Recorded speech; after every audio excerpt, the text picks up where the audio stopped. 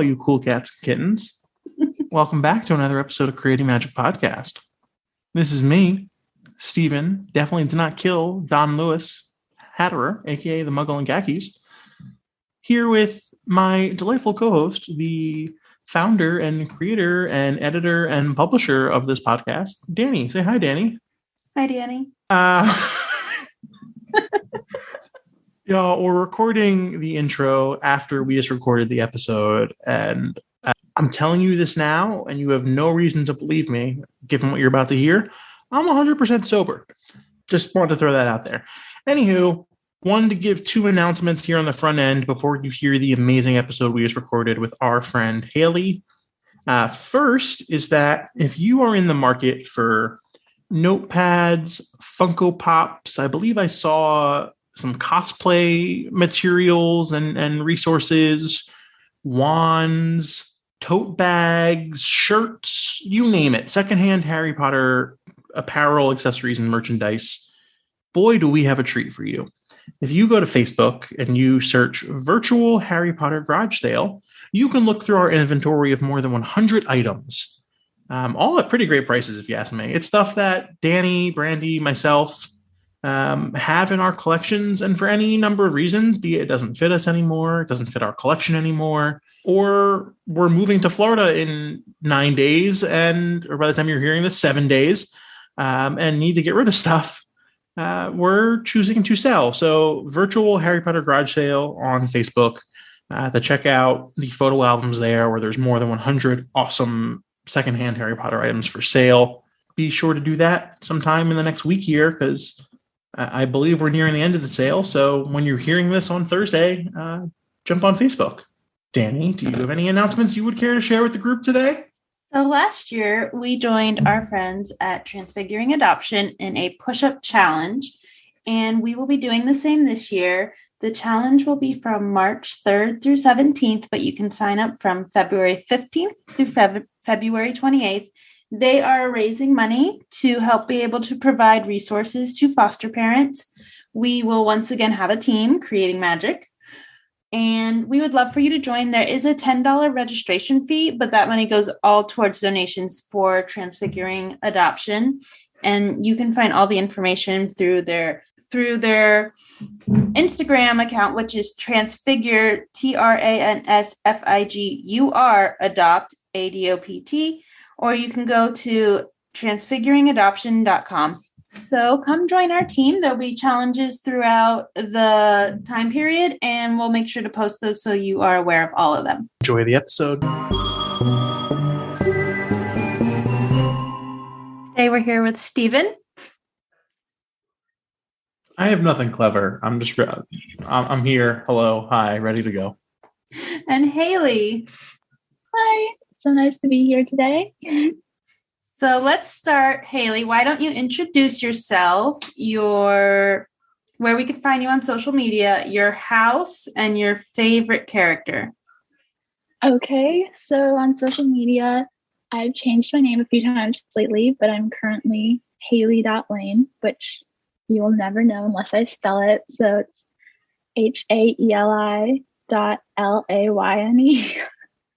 It's very weird. And then I'm a Gryffindor. I have a lot of Hufflepuff, but I'm definitely a Gryffindor. And my favorite character is Hermione because, I don't know, I just can't fake any other character than Hermione. You also cosplay a great Hermione. Thank you. For our listeners' sake, because we've met you and we see you now, so we know the answer, but for the listeners to help contextualize, do you want to tell us, how old you are, and then from there, talk to us about how Harry Potter came into your life? Yeah, so I'm 19. I'll be 20 next month. And I've been obsessed with Harry Potter since I was 5 years old. So like 15 years almost now. And I first got into it when my mom went out of the house for the day, and my dad came over to me with a book in his hand, and he was like, "Haeli, we're going to read Harry Potter." And I was like, "I don't know, are we allowed to?" mom's gone. I wasn't sure if that was too scary. But the minute he started reading it, I was just like entranced. And I'm just really grateful that he kind of brought that into my life, because I was like behind on reading, even though I was 5. So like, who's like, what does that even really mean? But according to school, I was. And so after that, he like stopped after book 3 and was like, now you have to read all of them. I think I was like 7 once he got to there. And he was like, you have to read all of them yourself, all three of them, before I'll read you the 4th one. Otherwise, you never get to hear it. And I panicked because I did not want to read them. But then I kind of shot up in my class of reading level. And we just kind of did that cycle. If he'd read the book and then I'd read it again after. And it just kind of went like that until I was 11. What was it, as best as you can remember, from 5, 6, 7-year-old Haeli, right? What was it about Harry Potter that you kept going back to? It's just like the story just pulls you in so well. And I think a lot of kids when you're younger get like our first reading books that are just so like dumb. And Harry Potter was like an actual story with like emotions and characters. Plus there's magic. So, but it's a big difference between reading like there's like a fairy book series or Dooney Jones or Magic Tree House, and you're like, I don't know, you're not invested in these characters because there's not much emotion, but you can really feel like you're with Harry. So I think it's Harry. So what was it like for you going from being a reader of the books to becoming like a member of the fan community? I remember I was mostly just on Instagram and I did not know it existed. I just kind of like, I think it started because I wanted to cosplay and I didn't know I wanted to. I just knew that I had to do as many costumes as I could before I was an adult because Halloween would be over then. Not actually, but that's what I thought in my head. Dressing up would be over once I was an adult, even though it's the exact opposite. So when I kind of realized I could cosplay and that there was like Harry Potter worlds on Instagram, and I was like, wait, there's other people who are like as obsessed as me. So I just like I made a Harry Potter Instagram account and started following people. And I was just kind of like, this is fun, but I didn't really meet anyone that I connected with, but I thought it was fun. And then when I actually like 15 or 16 then. So now that like this just happened where I finally got to meet everyone last week. It was kind of crazy because I thought I was going to meet everyone 2 years ago before the pandemic. So it felt like a really long time coming and I was overwhelmed with like happiness. So I'm curious, just to take a step back before we go where I know Dani is heading us. Were your friends, family members, besides were your contemporaries, be it cousins, whoever, right? Were they also into Harry Potter, or was this something that through your dad was something that you enjoyed, but you didn't necessarily know a lot of other people close to you who were enjoying it too? Yeah, it was mainly just like my family, because my little sister and my mom ended up coming around and like really soon once she just hadn't read them yet. But my sister and my mom and my dad was kind of like shared it with my family. But my friends, I knew some people who like read it and liked it, and like I remember there's like one girl who I would sometimes play Harry Potter with, but pretty much everyone else wasn't allowed to read it or didn't want to read it. But like here and there at school, there'd be people who would like it. It's just like not to my level.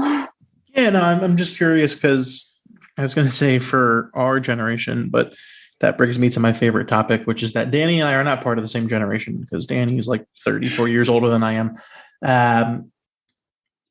For me growing up, none of my closest friends were into Harry Potter. I believe some, if not all of them, read it, or at least read, some of the books. But so I don't even know what a good metaphor for 2022 is, but similarly to like how you can't walk, 3 feet without seeing an iPhone nowadays, like you couldn't go anywhere without seeing the Harry Potter books, right? And then certainly as we got older, they culturally became a thing. So I imagine for your generation, being a generation younger than me, about 4 generations younger than Dani, whether people have read it or not, Harry Potter is just part of the culture, right? Because the movies are there, the books are there. It may not be something that everyone's read, but it's kind of hard to escape social media without seeing a Harry Potter gif, a Harry Potter meme, a Harry Potter quote, right? So anywho. Yeah, I think like all my friends, since they all know it, they're all like, they just call me the Harry Potter girl. Like, that's just like my thing. They're like, yeah, Haeli, who loves Harry Potter. So I can like ask them all of their like Hogwarts houses, but some of them humor me. Like, they'll just be like, let me talk about it a time. Dani humors me on this podcast. That's kind of like the entire, crux of this podcast. Dani, I promise I wasn't going for an age joke there. I literally stumbled into that one. You were going there. I wasn't. I actually wasn't. It was one of those things where that was a genuine question, and then as I started saying words, it was like a news flash that went across my head. That was like, oh yeah, that's right. This is like an age opportunity. So I'm still pretty sure you're both millennials, though. Dan, you're not a millennial, are you? Mm-hmm. Really? Yeah. Technically, yes. I don't claim it though. I was gonna say, because my dad is like the last year before he become like he's like on the year that's like millennial or Gen X, but he goes Gen X because he's like 44. So I'm not 44. I'm pretty sure you're both millennial. Dani is older than 44. Dani, I've never once thought you were 44, so don't worry about that. So 2 weeks ago, we were at the Wizarding World of Harry Potter Orlando for what has been now deemed as Uncelebration, because years previously they had Celebration of Harry Potter, which was a great event at Universal and was hosted by Universal, and they sadly got rid of it. So Haeli, this was your first fan event, is that correct? Or had you been to other things? It was my first. Yeah, it was my first one. What was that? Because you also came solo. Yeah, I did. And this was also your first solo trip? Kind of. It was my first trip solo trip on a plane, but I've driven up and I was away on my own for 2 months in Michigan, but I lived in my friend's apartment and I had lots of people around me that I knew. So this felt more like really, really solo. So what was that like for you going to an event at a theme park by yourself and it being your first event also? Well, first off, it was just amazing, but I was also kind of scared at the same time. But I also knew it wasn't going to no matter what happened, it was going to be good because it's going to be Harry Potter people. So it couldn't be if anything bad happened, it couldn't be that bad. And also I woke up really early just so I was I don't want to miss anything. And then there wasn't that many people around. It's super cold, but then I texted you and you're like, yeah, just come join us to have a butterbeer. And I was like, okay, because I was getting really anxious. I was like, I don't know what I'm doing. The meetup doesn't start yet. So first off, thank you for that. I would have been more nervous otherwise. You have to start your day with a hot butterbeer. Yes. And especially that weekend was cold. So unreasonably cold for Florida. Is hot butterbeer the top of your list, or what is your butterbeer ranking? I go back and forth between frozen and hot, and regular butterbeer gets left in the dust, even though I love it too. But it's just not good. You love the regular butterbeer? No, I don't. I just don't feel like it's just. I don't feel like I can say I don't love any butterbeers. No, you can say it. No, you can say it. I mean, look, I get that you're 14 and your teeth are made of, Kevlar and you can ingest anything and not get cavities. Sure. Us older folk have to worry about how our bodies react to certain foods. And the regular butterbeer is just so sweet. And it's not to say the others aren't. It's just that the regular butterbeer doesn't have any sort of trick to like kind of like a vehicle to hide it in, whether it's hot or free or frozen or ice cream. And it's just soda for like so expensive. Like you don't it's soda for a ton of money, whereas the other two feel like I don't feel so bad about spending the $7. Yeah. But I'd probably say frozen butterbeer is my favorite because it's like I used to make it with my dad growing up, and so I have like good memories of that. But like hot butterbeer is the most flavorful and probably like the actual best. But I really like frozen butterbeer. Having made it through now a solo trip, a fan event at the parks, and all of that, having gone into it solo, certainly not by the end of it. How do you feel? What we're looking back on the weekend writ large, are you excited to dive into the next thing whenever that is? Or you're like, hey, that was a lot. There was a lot of costumes going on. Like, where's your head at coming out of the weekend? Oh, I like the next day, I was downstairs and I was just like in the kitchen. I was suddenly like, I feel different. Like, I know I change constantly because I'm at the end of my teenage years and that's just what happens around this age. But I was like, I just did that on my own. And I met a bunch of people who are like me. And like the fact that like growing up, everyone was always like, yeah, you're going to grow out of it. You're not going to care like about this so much. And then I'm like, well, look at all these people older than me who still do. And I don't know, I was like just kind of like really excited by everything. And I don't know, I felt kind of different. And also, yes, I am super, super excited because I'm definitely going to LeakyCon in the summer. I don't know.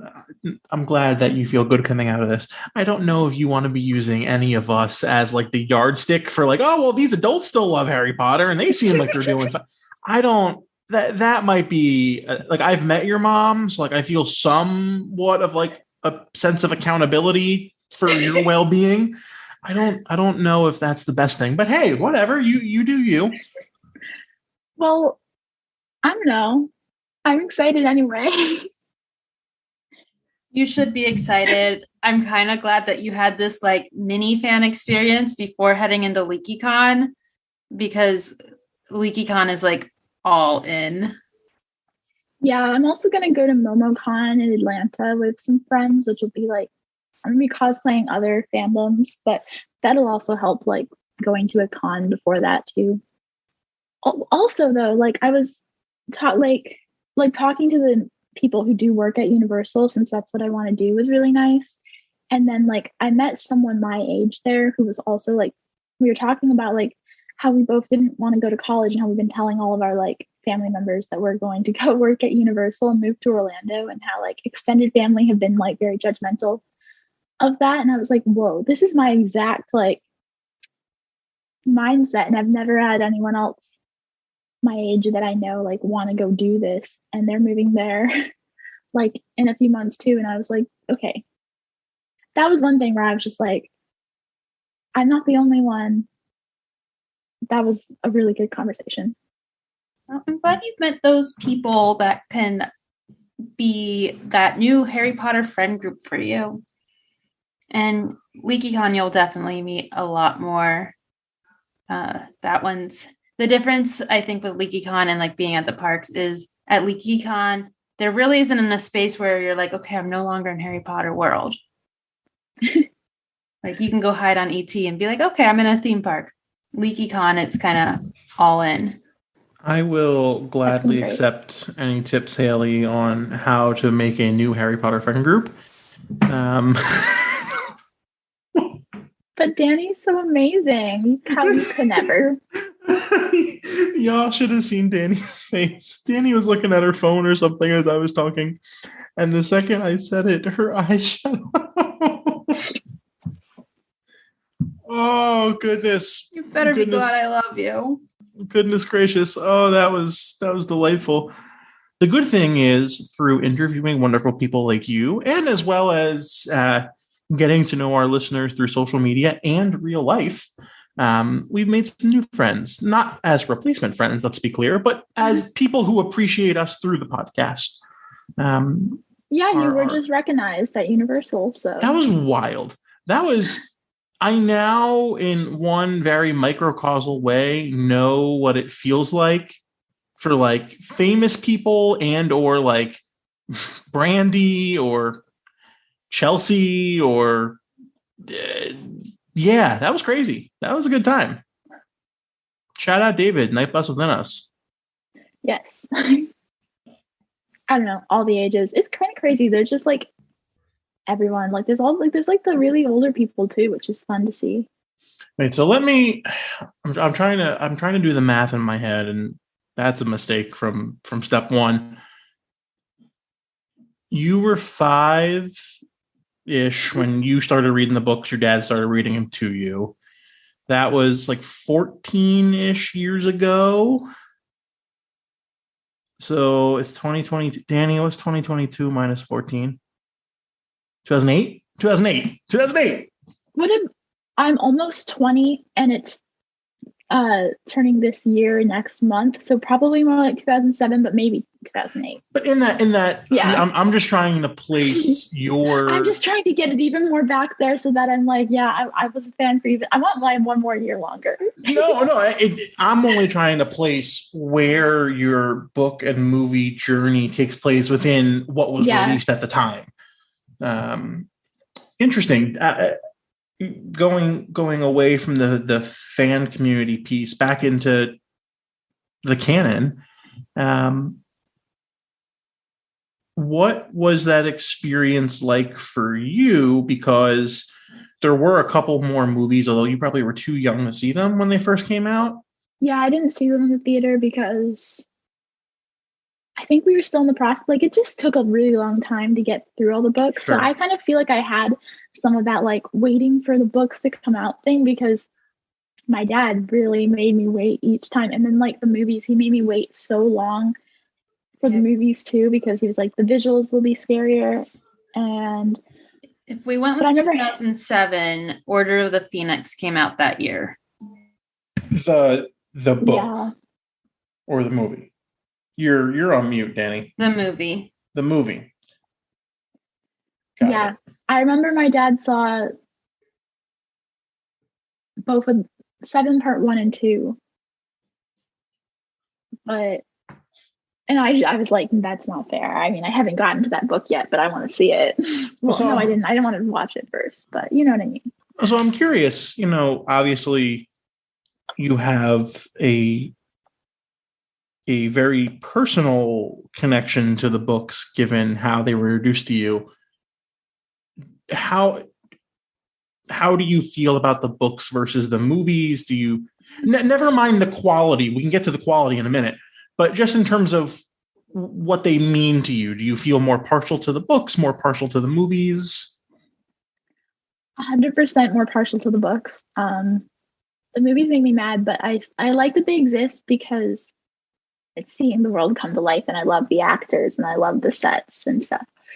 And as I get older, I just try to enjoy them for what they are instead of getting mad at them. But still, the books are my like comfort.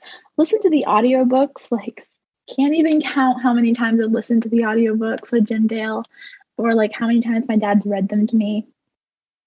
And then I've read them myself plenty of times, but mainly like I've listened to them even more just because of all the long car rides and my dad reading them. And my dad would do the voices exactly like Jim Dale, although he would say they weren't as good, but they were amazing. I love the voices. Your dad sounds like a rock star. He is. I should clarify, rock is a type of music that was very popular at varying points from the 50s up into some divergent subgenres in like the 90s, early 2000s. It's kind of like Justin Bieber, but like way before Justin Bieber with an entirely different sound. So he's like a pop star, but a rock star. I'm sorry. This is who I am. I never liked Justin Bieber. This is who I am. I can't help it. I don't change. I am who I am. And that is that. No, your dad sounds really cool. So let's talk about quality. We'll start on the book side. You said your favorite character is Hermione. Do you have a favorite? So we'll do a couple favorites, then we'll do least favorites. Okay. Favorite book as well as favorite plot, right? Whether it's hunting for Horcruxes, whether it's the Harry Ginny love story, whether it's Quidditch, right? Like, is there any sort of plot that stands out too?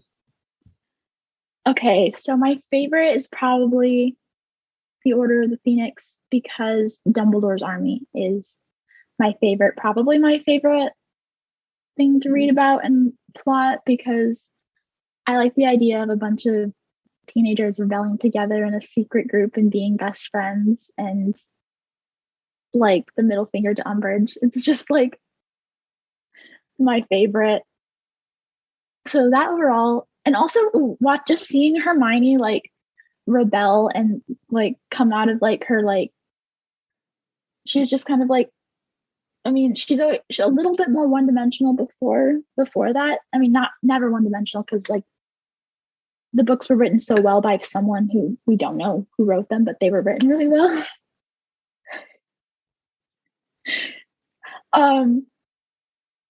And I don't know, because I've always wanted to like, I just always like seeing Hermione being shown in like a more cool way, but still like really smart and everything.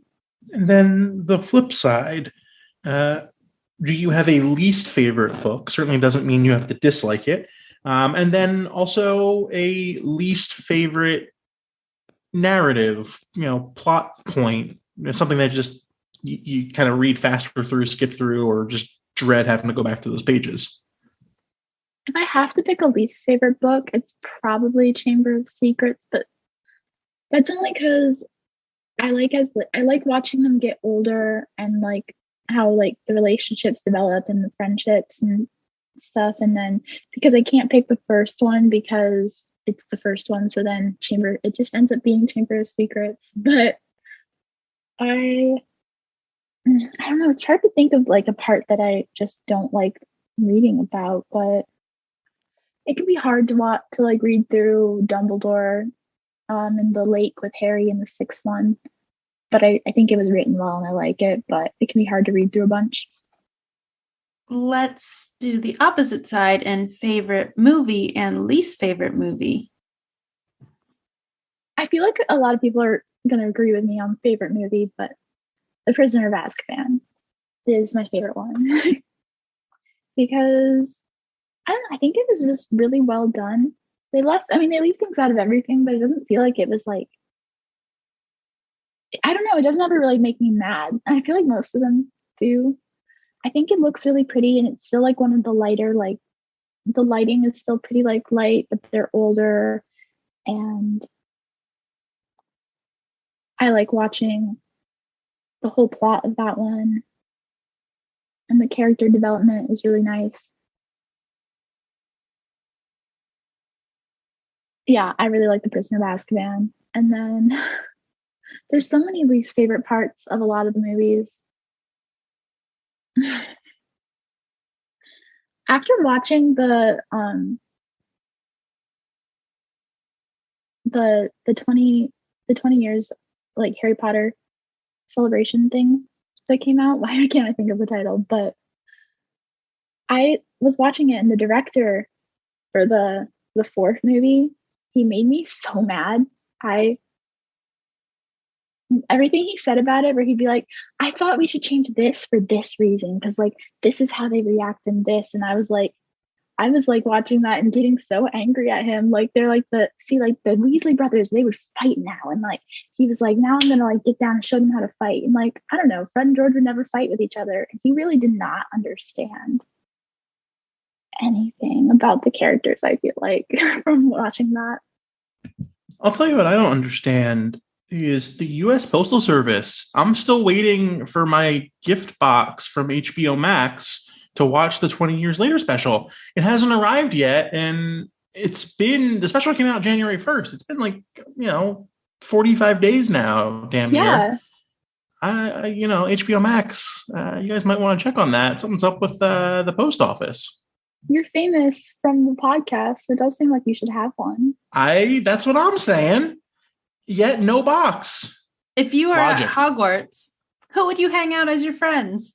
If you're looking for logical friends, I wouldn't hang out with Dani because her logic just went out the door. No, I'm just kidding. She's very logical. You should hang out with Dani, not just because of the logic thing, but she is logical. Anywho, Haeli, please continue.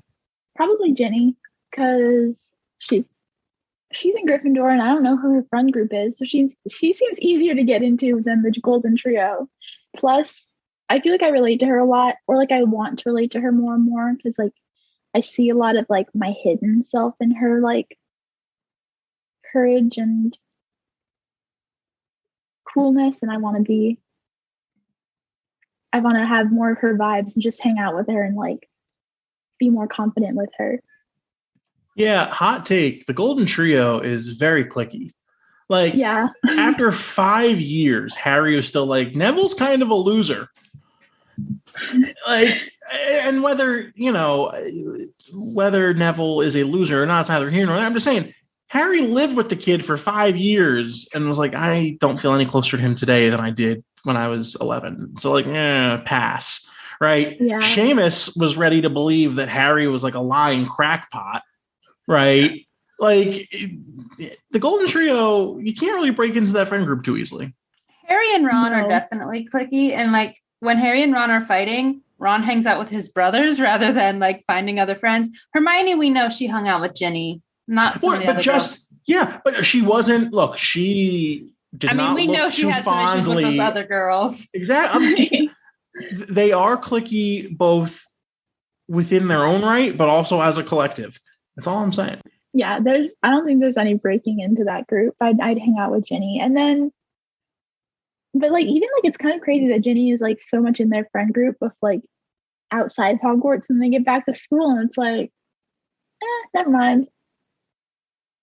Like, peace, done with you. Although Harry gets surprised when Ginny goes and hangs out with other friends. Like, oh, well, you didn't let her in earlier, so she had to make other friends, Harry. What class would you like to take? Charms, because like it's so underrated. You can learn so many, like, there's so many things. It's just like spells in general.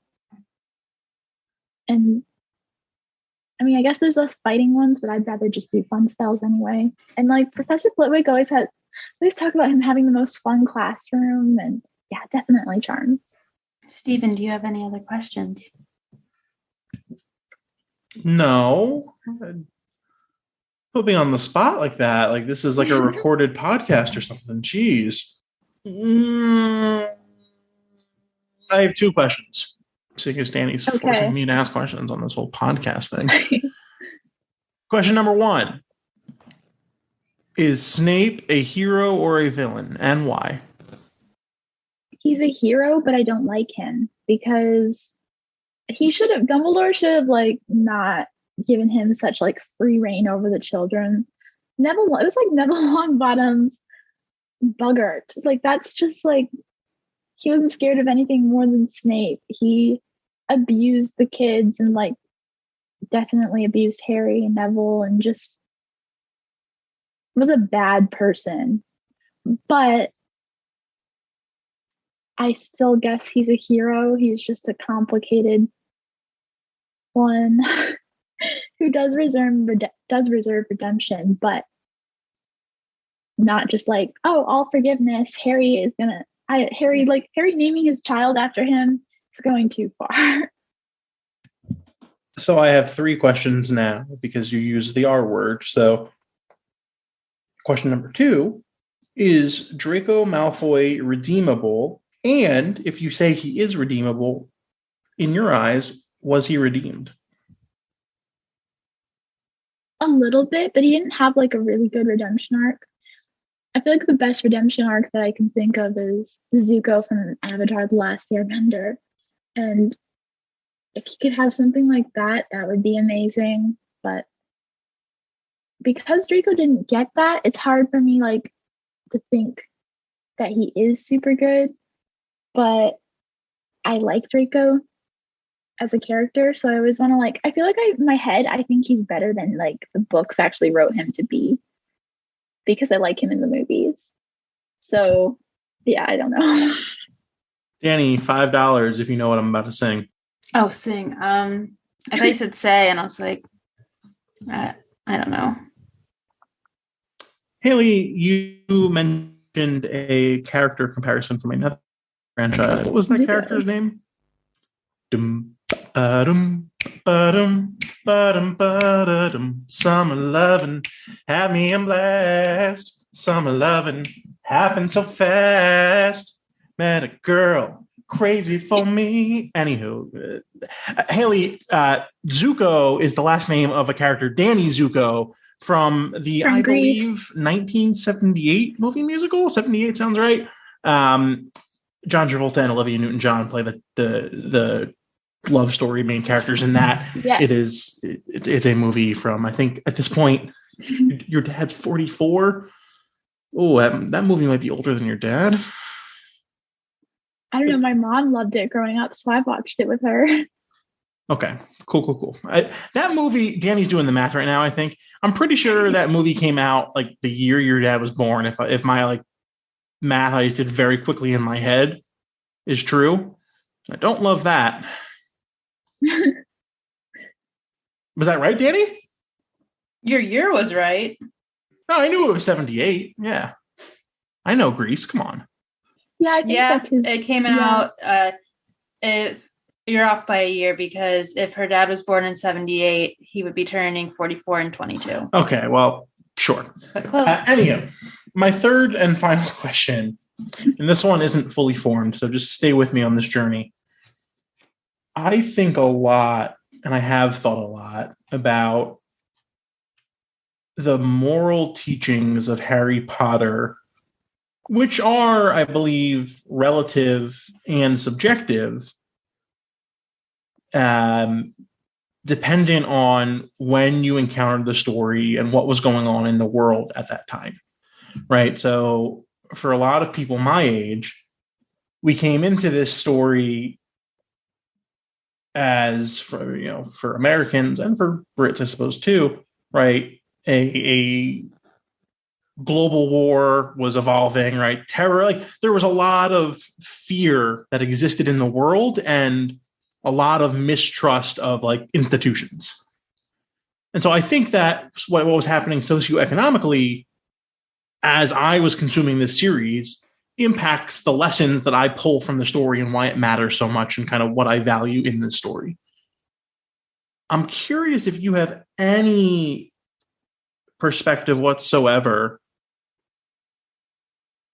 on what the morals of Harry Potter are for you, right? Given that you of course grew up reading it and watching it at a different time, but also, and we don't have to go too deep into this part of it, but you're at an age right now where you're becoming an adult, and whether you go to college or not, you're at that stage in your life where you're starting to form a lot of opinions about the world truly for your own, right?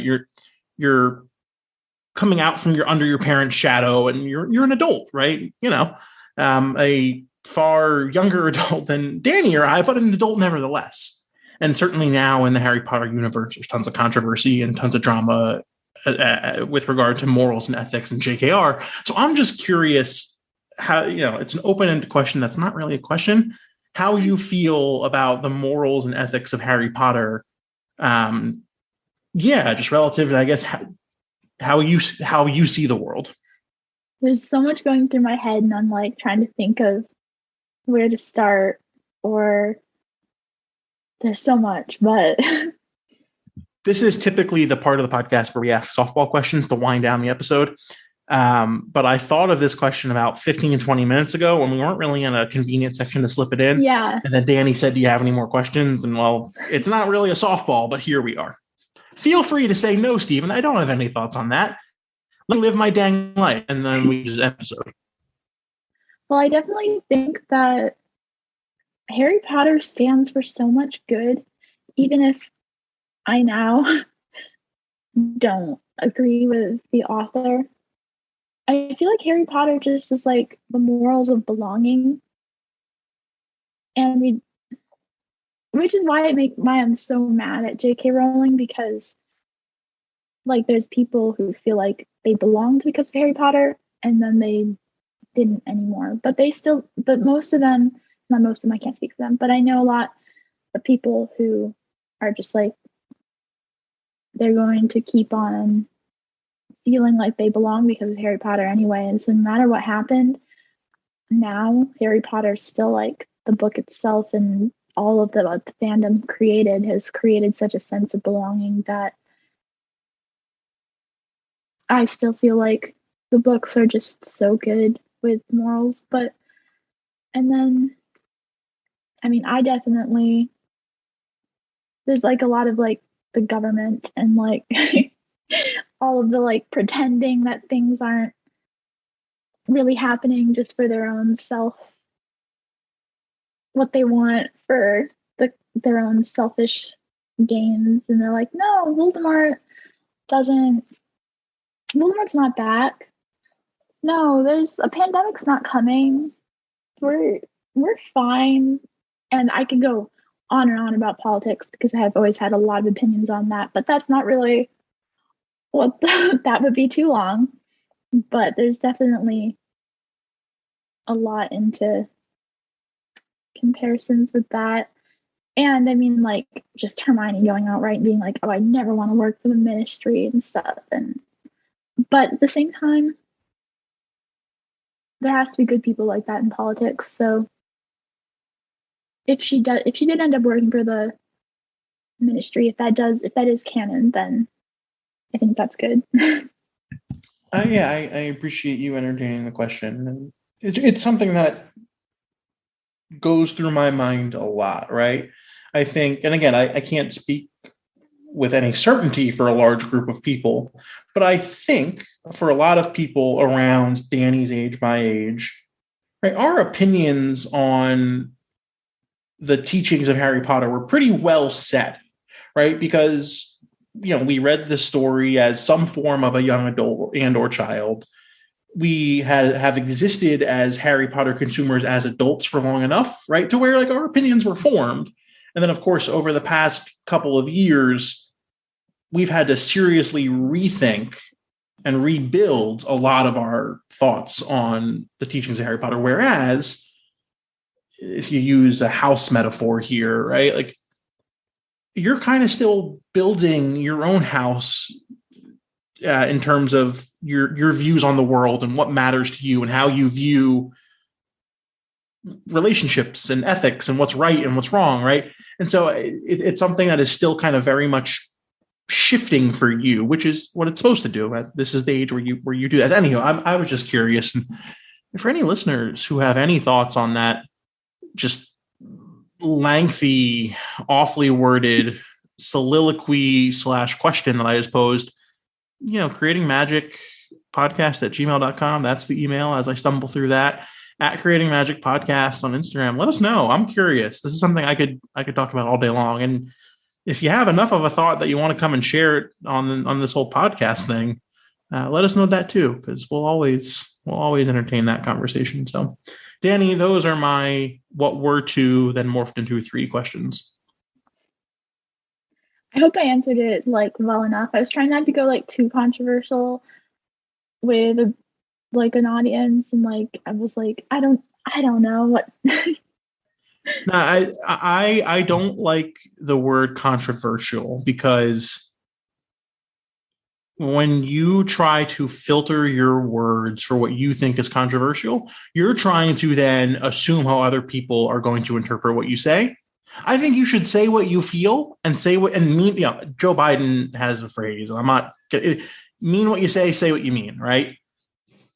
I firmly believe in that. And I'm not saying, go out there and promote arson or genocide but say what you mean what you say. And if you feel it, say it. And I will gladly have anyone on the podcast who wants to share their opinion, as long as it's genuine. I have been like that since I was like 7. Like, let's end with two dumb questions. Question number 1, if you had a Hogwarts pet, what animal would it be? Question number 2, if you could date any person in the wizarding world, certainly we'll adjust your age accordingly to where if you said Dumbledore, we'd make you age appropriate for Dumbledore. Yeah. If you could, who is the ideal crush in the Wizarding World? Okay, so first an owl because they're so smart and they can send letters. I just feel like that's everyone's ideal pet at even in the books, everyone seems to want an owl. So, and because I was so young when I liked Harry Potter, snowy owls have been my favorite animal my whole life. And I just haven't, it's because of Harry Potter, but because it was 5-year-old me, I can't unassociate it where I'm like, if I didn't read Harry Potter, probably wouldn't be my favorite animal. But because I was so young, I don't know. And so it's a hard question for me with the dating because I feel like I grew up with the characters and I liked them way before I could have crushes. I ever had crushes on people. So I feel like it was always slightly weird, but at the same time, I've made my name Haeli Potter for so many things that I would probably date Harry just because we know everything in his head. So, but then there's another part of me that's Draco, but then no, not actually. Yeah, the decor style, just given what I'm seeing in this room that you're in right now, would not match up with Malfoy Manor. No, I could never actually. But for a second in my head, I could be oh my gosh, Draco, no. Yeah.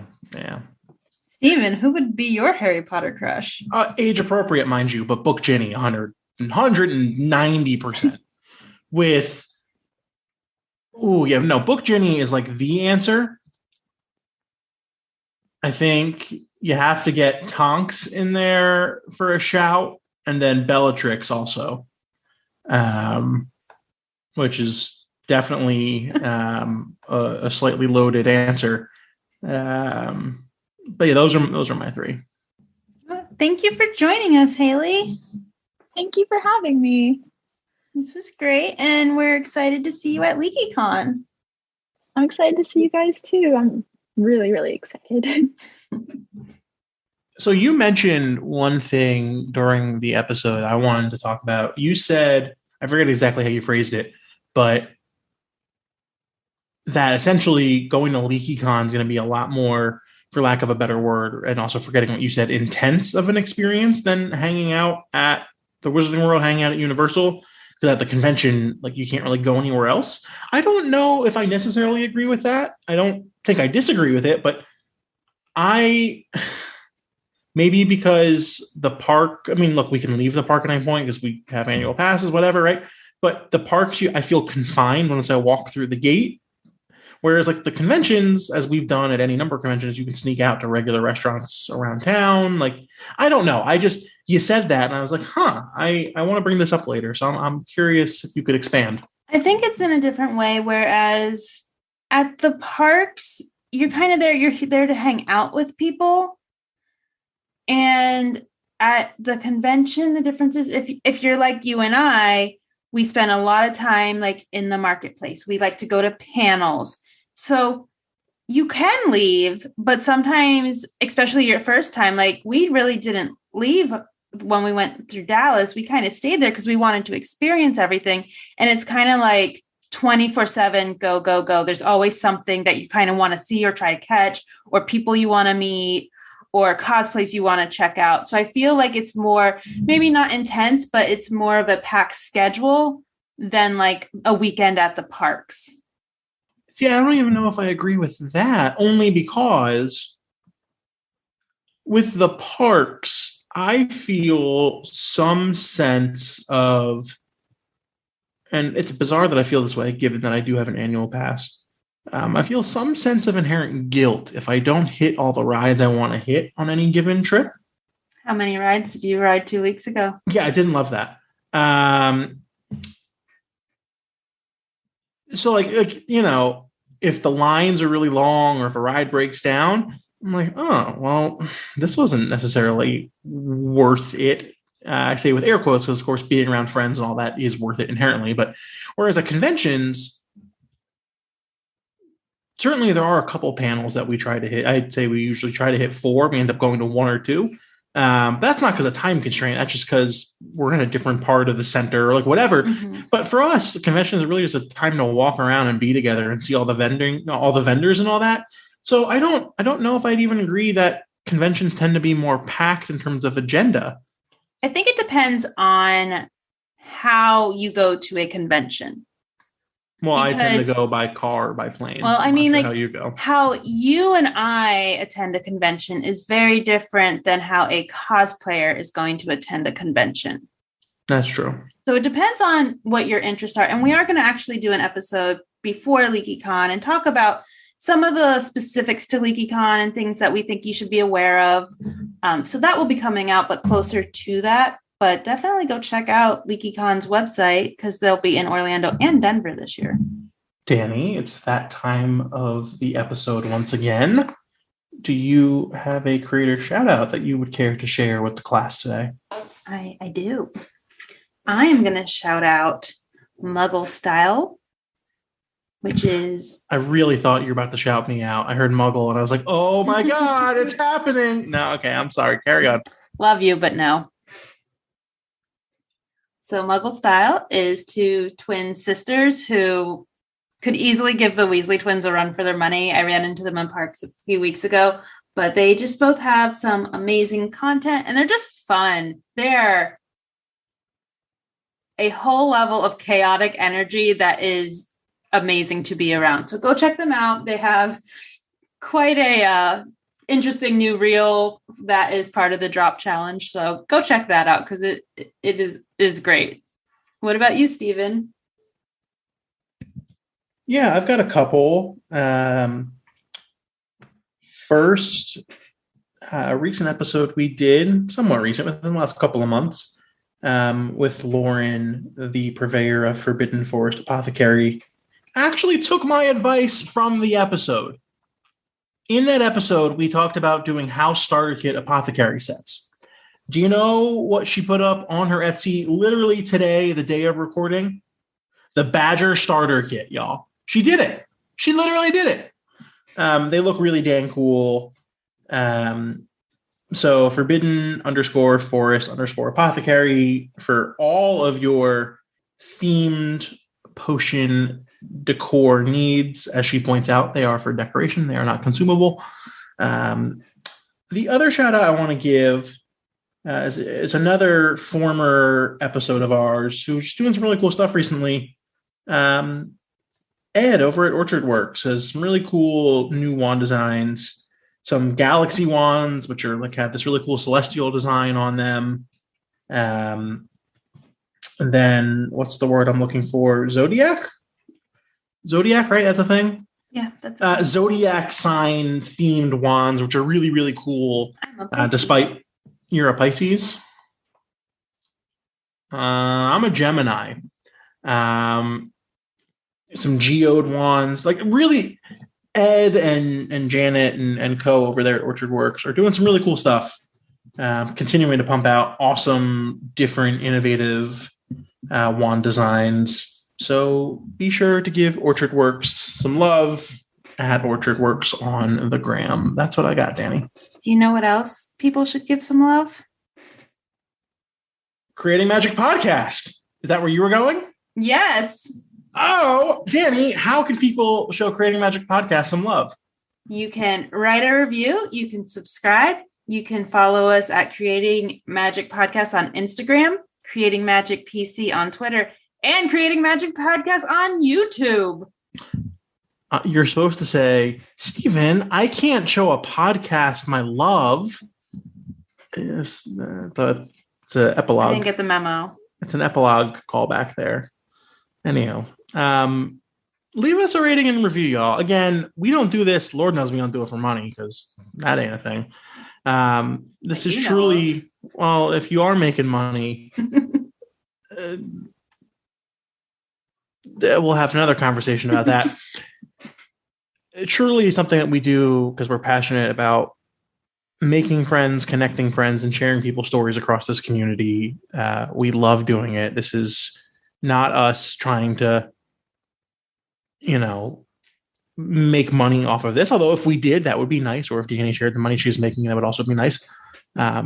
we just want to get this podcast into as many ears as possible because we believe that each person that we talk with on these episodes deserves to have their story heard across the Harry Potter global fan community. So there's this whole algorithm thing that I don't fully understand, but the more ratings and reviews we get, the better the algorithm is to us and the more people's feeds we appear in. So Spotify, Apple Podcasts, wherever else you may or may not be listening to this podcast, I suppose may not makes no sense because if you're not listening to this podcast, you're not listening to this podcast, but leave us a rating, leave us a review. If you do leave a review and it's one that, well, no, I'll read any. You know what? I will read any review you leave, be it 5-star, 1-star, anything in between. We'd prefer the 5-star one because, well, you know, I'm vain, but yeah, we'll read them all. So thank you in advance for that. Yes, and thank you for listening. Thank you for listening. Bye. Now, if you two don't mind, I'm going to bed before either of you come up with another clever idea to get us killed, or worse, expelled.